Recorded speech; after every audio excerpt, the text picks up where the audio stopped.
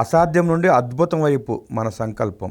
సరిగ్గా 7 ఏళ్ల క్రితం ఇదే రోజు గోదావరి తీరం ఒక చారిత్రక ఘట్టానికి సాక్ష్యంగా నిలిచింది. అది కేవలం కాంక్రీట్ పని కాదు, కోట్లాది మంది ఆంధ్ర ప్రజల దశాబ్దాల కళ సాకారమవుతున్న వేళ. ఆ రోజు ఉదయం నుండి మరుసటి రోజు ఉదయం వరకు 24 గంటల పాటు యంత్రాలు ఆగలేదు. మనుషుల సంకల్పం సడలలేదు. 32,315 క్యూబిక్ మీటర్ల కాంక్రీట్ను స్పిల్వేలో పోసి ప్రపంచ రికార్డును తిరగరాసిన అద్భుత ఘట్టం అది. గిన్నిస్ బుక్ ప్రతినిధులు ఆ సర్టిఫికేట్ అందజేస్తుంటే ప్రతి తెలుగువాడి గుండె గర్వంతో జయహో పోలవరం అని నినదించింది. స్పిల్వే ఫిల్టర్లు ఆకాశాన్ని తాగుతున్నట్టు కనిపిస్తుంటే మన కరువు తీరే రోజు దగ్గర పడిందని అందరూ మురిసిపోయారు. ఆ తర్వాత చీకటి నీడలు, ఒక రాజకీయ నిర్లక్ష్యం.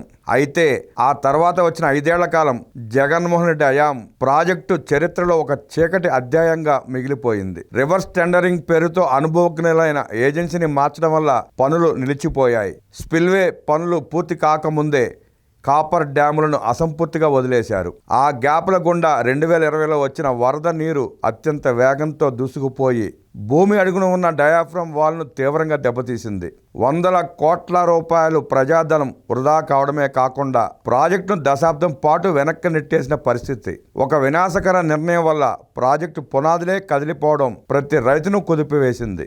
ఆనాడు గిన్నిస్ రికార్డు సృష్టించిన స్పిల్వే సిద్ధంగా ఉన్నా కింద ఉన్న గోడ దెబ్బతినడం వల్ల ప్రాజెక్టు అంధకారంలో పడిపోయింది. కానీ గోదావరి ఎప్పుడూ ఆగిపోదు. మన సంకల్పం అంతకంటే ఆగిపోదు. చీకటి తర్వాత వెలుగు వచ్చినట్లు 2025లో పోలవరం మళ్ళీ జవసత్వాలను కూడదీసుకుని నేడు పుంజుకుంటోంది. నిర్మాణం పతాక స్థాయికి చేరింది. పగలు రేయి లేకుండా ఇంజనీర్లు ఇప్పుడు యుద్ధ ప్రాతిపదికన పనులు చేస్తున్నారు.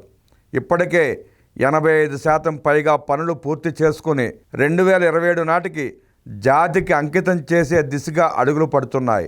ఆనాడు రికార్డు సృష్టించిన స్పిల్వే ఇప్పుడు ఆశీర్వచనంగా నిలబడి ఉంది. జరిగిన నష్టం నేర్చుకున్న పాఠం అయితే ఇప్పుడు సాగుతున్న పని మన భవిష్యత్తుకు భరోసా. త్వరలోనే ఆ గోదావరి జలాలు మన కాలువల్లో పరుగులు తీస్తాయి. రాష్ట్రం అంతా అనుసంధానంతో సుభిక్షంగా మారుతుంది. మనం ఆనాడు రికార్డు సృష్టించాం. రేపు ప్రాజెక్టును పూర్తి చేసి చరిత్రను తిరగరాద్దాం.